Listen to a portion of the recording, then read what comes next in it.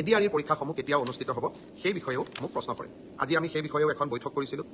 ADRE Assam direct recruitment examination, যাক আমি চমুকৈ এডিআৰই বুলি কওঁ, এডিআৰইৰ গ্ৰেড 3 পোষ্টসমূহৰ পৰীক্ষা 15, 22 আৰু 29 ছেপ্টেম্বৰত অনুষ্ঠিত হ'ব। মই আকৌ এবাৰ কৈছোঁ যে গ্ৰেড 3 পোষ্টসমূহৰ বাবে ইণ্টাৰভিউ 15, 22 আৰু 29 ছেপ্টেম্বৰত অনুষ্ঠিত হ'ব। এই পৰীক্ষা এইবাৰ লোকসেৱা আয়োগে পতা পৰীক্ষাৰ আৰ্হিত হ'ব। প্ৰথমতে প্ৰিলিমিনাৰী পৰীক্ষা হ'ব, তাৰ পিছত মেইনছ হ'ব, আৰু মেইনছৰ পিছত আমি ভাইভা প্ৰক্ৰিয়াৰ মাজেৰে আমি সমগ্ৰ ইণ্টাৰভিউ প্ৰক্ৰিয়াটো সমাপ্ত কৰিম। প্ৰিলিমছ এক্সাম তৃতীয় শ্ৰেণীৰ পদসমূহৰ বাবে 15, 22 আৰু 29 ছেপ্টেম্বৰত অনুষ্ঠিত হ'ব। আজি আমি জুলাই মাহত আছোঁ। মই আশা কৰোঁ যে আমাৰ শিক্ষাৰ্থীসকলে, চাকৰি প্ৰাৰ্থীসকলে যাতে পঢ়া শুনা আৰম্ভ কৰে। ঠিক সেইধৰণে চতুৰ্থ শ্ৰেণীৰ বাবেও আমি একেটাই ব্যৱস্থা হাতত ল'ম। প্ৰথমতে প্ৰিলিমছ, তাৰপিছত মেইনছ আৰু তাৰপিছত ভাইভা ভচি। গ্ৰেড 4 বা চতুৰ্থ শ্ৰেণীৰ পদৰো প্ৰিলিমছ 20 আৰু 27 অক্টোবৰত অনুষ্ঠিত হ'ব। আমাৰ গ্ৰেড 3ত প্ৰায় 7,500 পোষ্ট আছে আৰু গ্ৰেড 4ত প্ৰায় 4,500 বা